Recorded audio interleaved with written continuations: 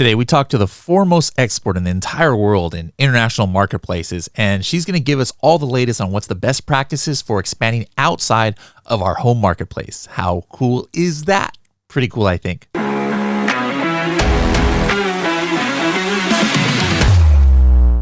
Do you want to see how your listing or maybe competitors' listing rates as to best practices for listing optimization? Or maybe you want to compare a group of ASINs or Amazon products to see how they compare to each other. Maybe you want to see within seconds the top keywords for a single listing or a group of listings. You can do that and more with the Helium 10 tool Listing Analyzer. For more information, go to h10.me/listing analyzer. Hello, everybody, and welcome to another episode of the Serious Sellers Podcast by Helium 10. I'm your host, Bradley Sutton, and this is the show that's a completely BS-free, unscripted, and unrehearsed, organic conversation about serious strategies for serious sellers of any level in the e-commerce world. And going to the other side of the world today, we've got Jana back with us. Are you in Serbia right now? Home in Serbia right now? Yes, I'm home in Belgrade in Serbia. That's right. Excellent. Now, guys, we're not going to go too much into her backstory. I got some notes here from Mel, our podcast coordinator, who looked up when she's been on the podcast before. So like her origin story, first time she was ever on the podcast. If you want to look it up, go to episode 99. And then she was back again in 229. And then she kind of had like a preview episode that she did with her husband, Lazar, last year, before Sell and Scale Summit, and that was 356. But now she's back here by herself. So kind of like the third time, really. The other one kind of didn't count, but back up for the third time. Jana, how's it been going? How's 2023 been for you so far? 2023 has been actually pretty good. I would say that 2022 was not the best year, honestly. And I think a lot of sellers and service providers have been affected by various issues we've had the last year. But I kind of feel like this year, everything is kind of going back to normal, at least when it comes to sellers and service providers and SaaS tools and all of that. I think it's been overall a very good year for us. Now, let me ask you just right off the bat here. You were on the show last year, but AI wasn't even a thing, last year. And I think for the average person who might be just watching on the sidelines, they might think, agencies like yourself, translation, very human-based agency, like, oh man, people like YLT must be scared. They're going to be irrelevant because now we can get just AI to do whatever these agencies and listing optimization places and translation places did. But is that the case? Are you having to fire 90% of your staff because now you are irrelevant in 2023, or what's the real situation? Well, I had to disappoint everyone, including Kevin King, who approached me at one of the parties in Vegas, who was like, Jana, are you guys done? And I'm like, well, that's a great conversation starter, Kevin. We're definitely not done. And actually, we've been working with very big enterprises this year, including Nestle and a lot of their supplement brands, like Vital Proteins and Solar Vitamins, Crocs, National Geographic. We've been just working with a lot of very big brands. We kind of focus more on enterprises now. And what we've seen is that, they still trust us. But I've actually, because I'm really, of course, interested in that. And that is definitely going to affect the future and also what we are doing. But just not as of right now. And 5 months ago, I've tested a couple of best Amazon listing creation tools. And at that time, there were, I tested Copysmith, Percy, CopyMonkey, Jasper, and Power Listing. And none of these tools were great for translation. They were okay when it comes to the listing creation, because all of these tools, all the AI tools, are now created to create something out of nothing. And I think they're great, for them to get a topic, and then they have the whole, storytelling is all up to them. But if it comes to translation, the problem was that if you were to give the text, let's say you want to do a product listing with a title and the bullets and so on, the AI tool would only take certain portions of text and then translate it as it wants and create something completely different that was not in the original listing. Because this is how AI was programmed to think outside the box and to create completely new content and not to focus and improve the already existing one and to localize it, not even like use the keywords and other things. So I would say that I think the developers are definitely focused on creating something out of nothing and not just like focusing on doing the content, improving it, localizing it, putting keywords in it. I don't think they've focused on that yet.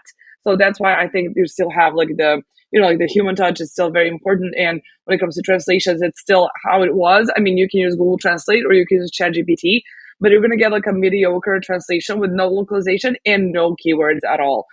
Sometimes like if you even like ask them like could you use the keywords like from Google, like they would use it like something that you would get from Google AdWords or like Google Trends, and this is how they would embed them. But this would not be anything that's like kind of Amazon friendly. And as of from this point, like us using AI tools would not help us, because if we were to use it, we would have to dedicate twice as much time to fix it and to make it like an Amazon style, according to that Amazon style guidance, than to create something that would work. So for now, we haven't found something that would help us. Of course, I would want to integrate it as soon as there's something out there that will make our lives easier and will speed up our work. But for now, AI tools are not focused that much on the translations. I think they're more into copywriting and just as I said, like doing like articles, PDFs, doing your slides, doing a bunch of other amazing things. I'm a big fan of AI. I use a lot of prompts and to help myself on like a daily basis, and also like create pictures and stuff like that. But when it comes to translation, I would say that it's still not that advanced or advanced at all. I think you've been on here a while. People understand that you do deal with translations, but I think the tendency might be that people think, hey, yeah, what I would need a translation company for, and rightfully so, is to make my listing. Like, hey, I'm selling in Amazon Germany, and now I want to go to Amazon USA, need to make it in English, and we shouldn't just use Google Translate.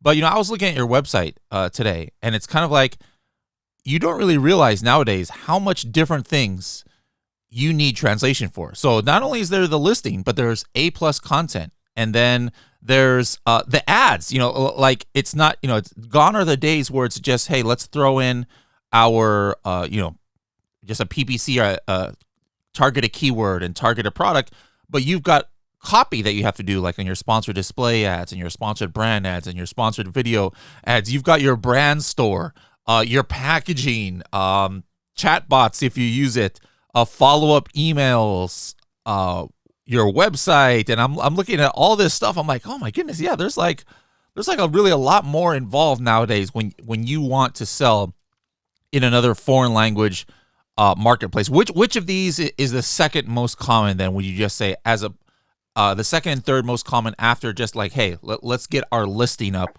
on another platform?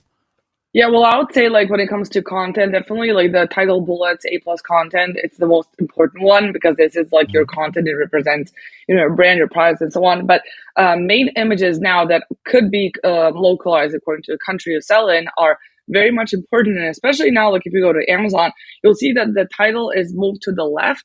So like they kind of emphasize even more on the main images. And a lot of times these images are left in English and they're not translated to any other language, which is a very big mistake.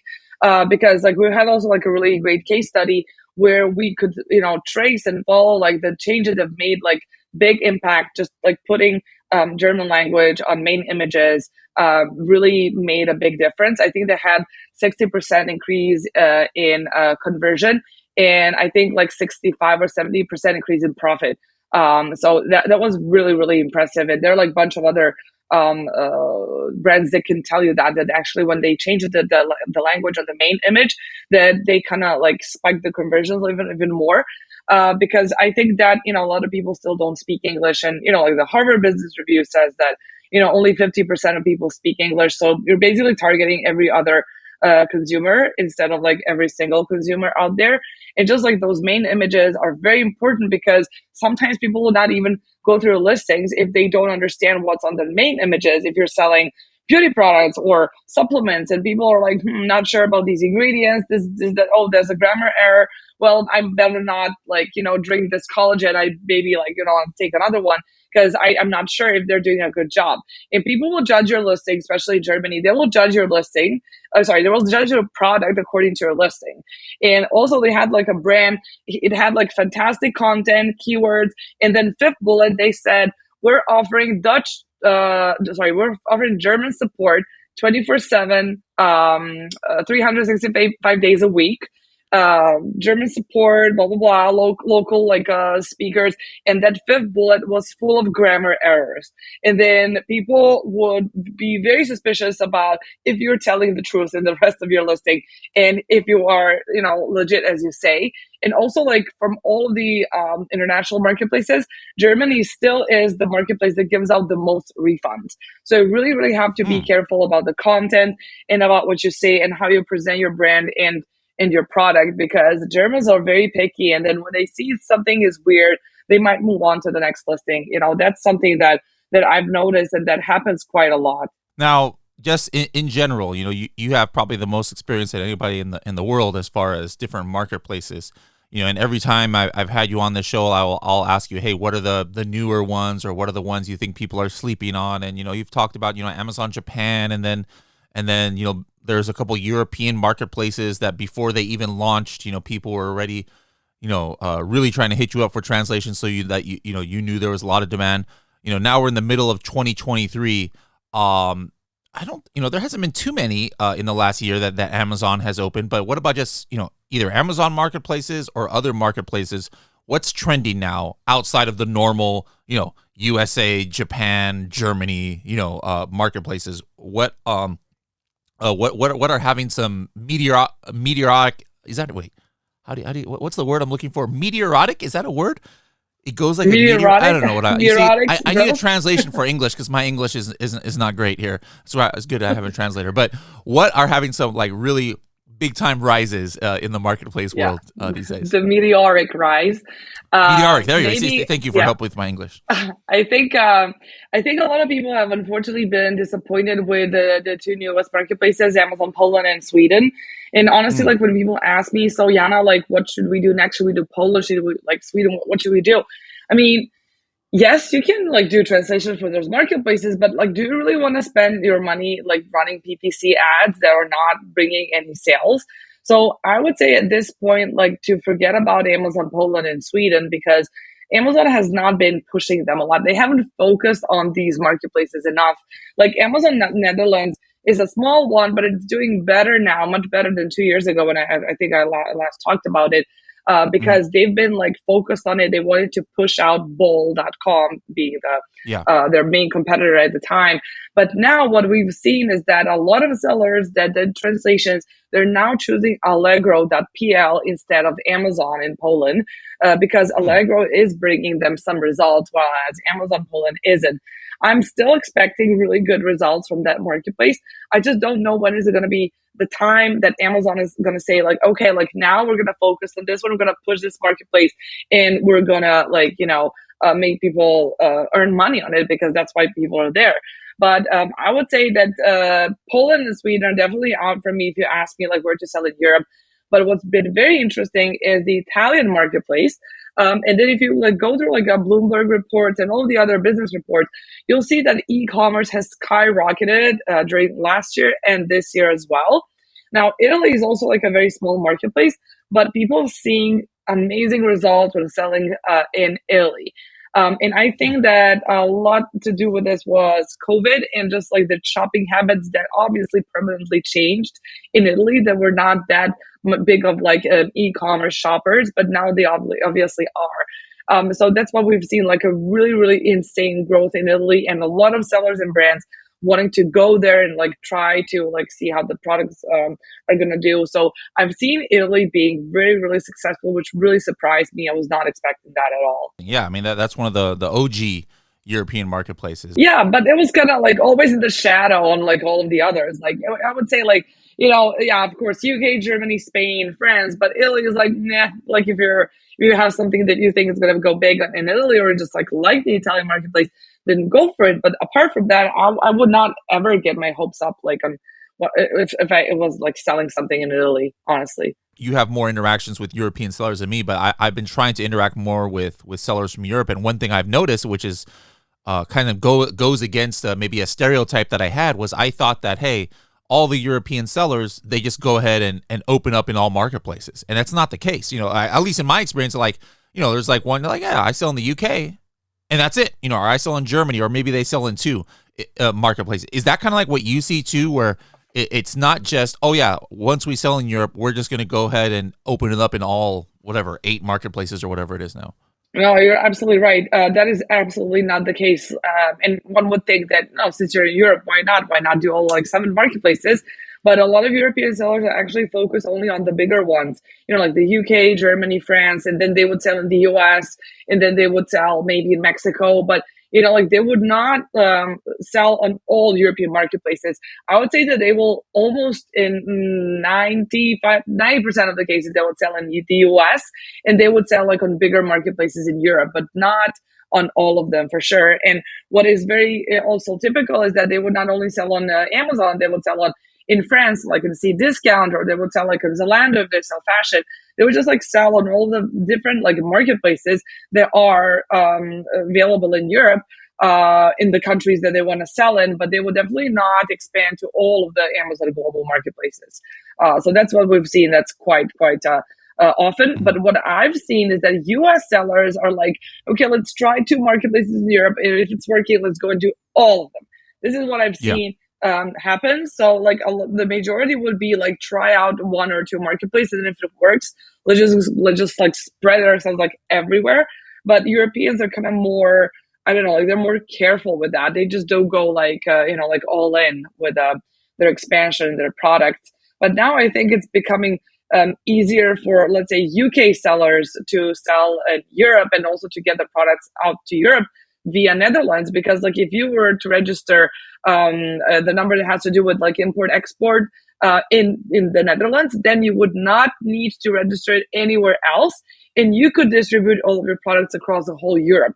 And I think not a lot of people and sellers know this, but basically you can get everything done in the Netherlands and ship the products also like via Netherlands to Germany, which was a quite known fact from last year. But what people don't know is like that the import export issues could be all done in the Netherlands for like twice less time than you would need if you were to do this in Germany or any other countries, and you can just like ship the product everywhere in Europe. That was very helpful when I talked with some of the UK sellers. We had like a small mastermind when I was in London.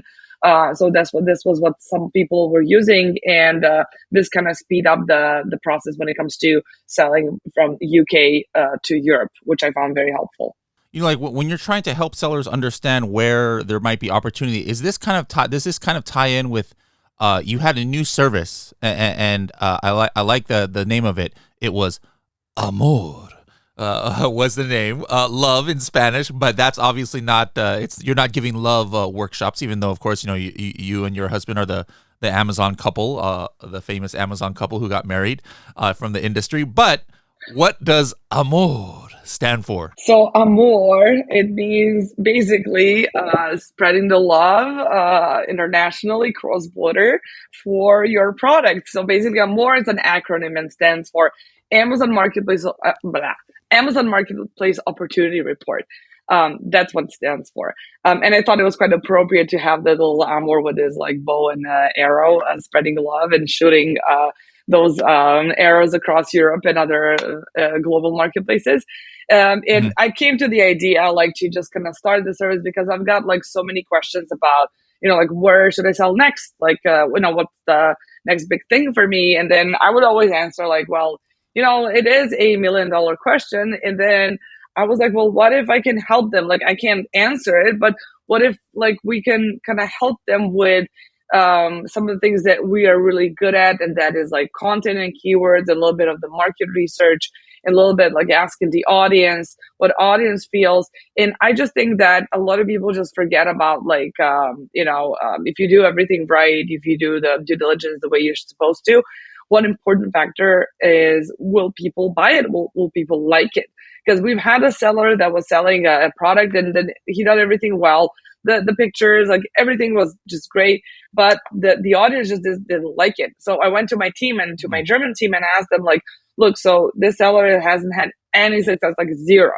I don't know why. Like, maybe you can tell me something. You guys are all Germans. And then all of them told me, like, well, we would never buy this product. It's very not German like. And I'm like, really? And all 14 of them said the same thing. And I was like, how interesting. And who knows how many more products would be like that. And they're not going to be successful because the audience doesn't think it's interesting or a good fit. And I also don't think that selling internationally is for everyone. I don't think all brands should do it just because you saw that your competitor is doing it. Amazon tells you to do it, and you want to kind of, like, you want to maximize a profit, you want to exit your brand. But I don't think it's a good idea for everyone, honestly. I mean, goes like, against what we do. But I'd rather be fully transparent, like as you said, like this is the No BS podcast, and I just think that sometimes it's not a good idea for you to try and sell in Germany or UK or Mexico, just because you're not gonna have a good ROI, or sometimes things will not go as you planned. And all this to say that brands do not do any due diligence, like, at all. They're just like, oh, well, there's a lot of sellers and a lot of buyers in this like particular marketplace. Let's do it. And they never do any due diligence. And that is most likely because their team does not speak the target language. Then they use Google Translate to find keywords and so on. It doesn't really end well. And like, just by using, let's say, Helium 10 black box, like they can find and see the revenue of the competitors. They can see, like, they can compare the percentage of what the competitors are making on the target place versus what they're making on their home marketplace, and then see if it pays off. Also, like, sometimes the pricing is higher in Germany than it is in the US, but this is all that can be compared, and you can do it on your own. But out of certain reasons, like, brands just don't do it. But there are like a lot of tools, like as I mentioned, like a Helium 10 that can help you with the due diligence for your product, and just like have like the product discovery. Also in so essentially you have the product opportunity, which also shows like the percentage of like how much opportunity your product has. So like all of these can like become like one big all of these are like basic pieces of the puzzle you can put together and then figure out like, oh, okay, so I should do it or I shouldn't do it. Also, like, if you don't want to do polls, you can go to like Facebook aspect groups and just ask people like, hey, would you buy this? Or like, for instance, like in order to get more people, you can just ask them, like, would you or somebody buy this? Because maybe they would not personally buy it because they're not into, like, I don't know, skiing or snowboard equipment, but maybe like their cousins or their best friends or their coworkers are like real like snowboard junkies and they would love to have this product. So you kind of get access to more people than, I don't know, like 100 that this group has. So there are like so many different ways how to get the idea, data, numbers, comparisons, competitors, and see how they're all doing before you decide to expand. Because honestly, it costs a lot of money and a lot of your time. And especially if you have like a goal saying like, I want to exit my brand in 12 months, like you really kind of want to focus on what's important for your brand. Good to know. Yeah, I think people nowadays definitely, due to the economy, inflation in many countries, and competition, people are more conscious about, making their money count and having the best ROI. And sometimes it's not just, hey, let me just go ahead and sell in every marketplace that I can, because it takes an investment. You gotta buy more inventory. You gotta pay companies like yourself to translate their listings. You got to run customer service in different languages and potentially do different packaging. And it's not cheap to be in all these different marketplaces. What are some of the hot off Amazon marketplaces? You mentioned already some of them in the past. Like the ones in Poland and Netherlands, and obviously like Walmart USA has been very trendy now. I think more foreign sellers are selling on there than before, where it was more difficult. Are these still like the main ones? Or there's any up and coming ones that you see a kind of raise in interest on lately? You know what? I think that Brazil is gonna be huge. I kind of Mm. saw like the little like a rise over there, and I've been reading a lot of interesting financial reports. I'm into all the sexy stuff, the financial reports. That's what I read when I have breakfast. But I want to like see the other side, not just like on Amazon, this or that, but just kind of overall to feel the temperature of the room, like when it comes to e-commerce. So like I think that Brazil is up and coming market when it comes to e-commerce in general, and I think it's also huge. There's like 200 million people there, and I think it's a really great opportunity for people to sell on, especially if you're located in the States. So if you're always like in Mexico and then Brazil, like it would kind of make sense. So I think that maybe like next year we're gonna see something very big happening in on Brazilian marketplace, definitely. But one thing I really wanted to say, like, it's not a marketplace, but you should definitely have your own website. Like, you should sell on the website as well, like outside of Amazon. And also, like, there are like so many ways how you can scale your website, also with help of SEO. SEO is my bread and butter, obviously, but I've been in e-commerce for about 15 years, and I know like a bunch of like different things. But driving traffic to your website, like your Shopify website, should be very important to you. But there are so many cool ways. I'm just going to mention one, and I'm going to mention, and it's called leveraging old expired domains. How you can actually like purchase an old expired domain and all the traffic that this domain had, and put all of the content that was on that website to backend WordPress content of your website, and you're gonna have a bunch of traffic that this previous owner paid a bunch of money for, and you will be able to like drive certain audience to your website. Of course, it has to be something that is pretty similar with your brand or in the same niche, so you don't buy, I don't know, like a politician's web domain and then make it for your pet brand. But there were like a bunch of examples, like that British politician called Nigel Farage. He was the head of the Parliament Union and the Brexit movement and all that. And he stupidly let his name domain drop. His team just forgot about it. And then there was someone who found out about it. There's a website called spamzilla.io where you can see the domain names expiring or about to expire. And somebody clicked renew, and accidentally it was an SEO guy, and he then later published an article in the newspaper saying what he did, and he thanked him for all the backlinks, which included backlinks from BBC, YouTube, Daily Telegraph, and these are some domains that you cannot buy with money. You know, like there's a certain limit to all of that. So I'm just saying that there are like so many cool things that you can do with your web shop. So you can also leverage it that way, and there's just like a bunch of other things how you can manipulate it. It's not black hat. It's just like, you know, taking advantage of something people don't know about. So I also wanted to, Yeah. you know, kind of touch on that because I think having your web shop and focusing on it is really important. And I know that Amazon sellers really don't know a lot about SEO and Google.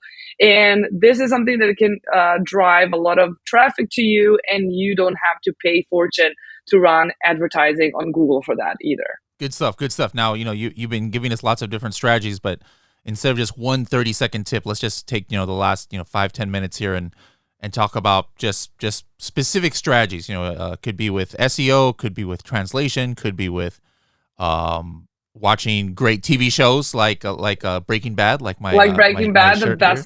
the best TV show ever. Tips on anything. Yeah. Go ahead. Yeah. Also, you can brush on your Spanish by watching the show, so it is kind of useful. Very true. It's basically bilingual show, so I support that.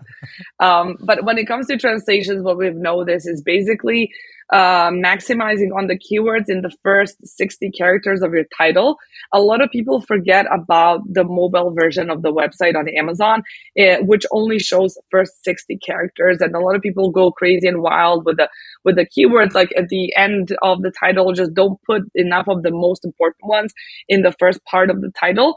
And I say like you should definitely do that, if not because of like the mobile version, because a lot of people also will purchase, you know, products on their phones, and people forget about it. They tend to forget a lot, especially if you have like a really long brand name. Then you kind of really want to, you know, think about if you're gonna like play with it or not. There was the one brand that we did, it was eye patches, and then it had like the wordplay, I like your eyeball, like I love it because it's an eye patch. And that literally took the whole first 60 characters of their title. And in the mobile version, it didn't show any of the keywords. So that had to be completely redone, and we completely dropped the I love it, because also like in German and for Germans, it did not sit well. Like too much English never works amazingly well for the German audience. So that is my tip when it comes to the title and just like the mobile versions for Amazon, because brands really did not think about it a lot. Before we get to your next Amazon tip, what are your health and wellness tips? You know, like what do you do? Like I would like to think that I know because I watch your Instagram, but you, like me, travel is one of your like hobbies of when you need to get away from the business. I was watching your guys' Instagram story. I'm like, hey, I was just there. Hey, I was just there. Like it was fun watching your guys' long trip in Japan. But travel, what else do you and Lazar do to kind of like when you need to get away from the regular day-to-day work? Well, I just really like to go to the spa. I think that is like something I really, I care about a lot.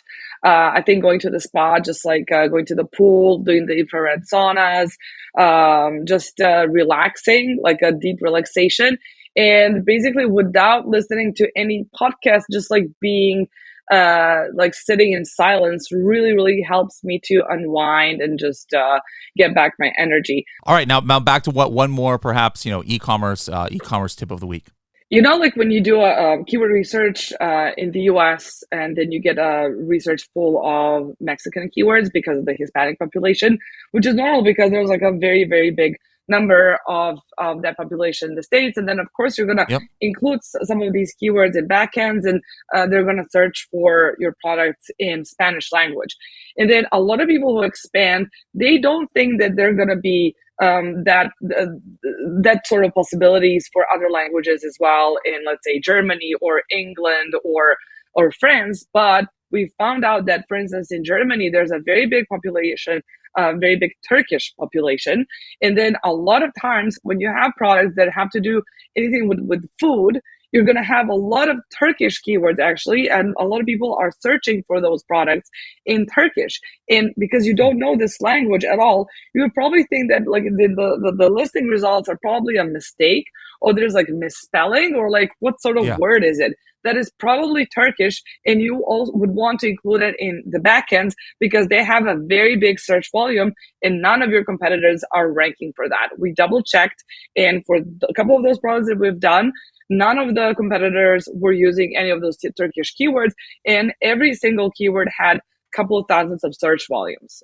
We found out that using Magnet and Cerebro, and they all showed the same very big search volume, and none of the competitors were using it. All right. Well, Jana, I'll be seeing you at different conferences, potentially this summer. It's always great to link up with you and talk about Serbian sports with Lazar too. A lot of because of the Denver Nuggets is on a lot of people's mind these days. But thank you so much. They're winning it. Yep. Thank you so much for coming on, and look forward to having you on this show next year for the 4th time. And let's see. Of course, that is if you're still around, unlike what Kevin King might think, right?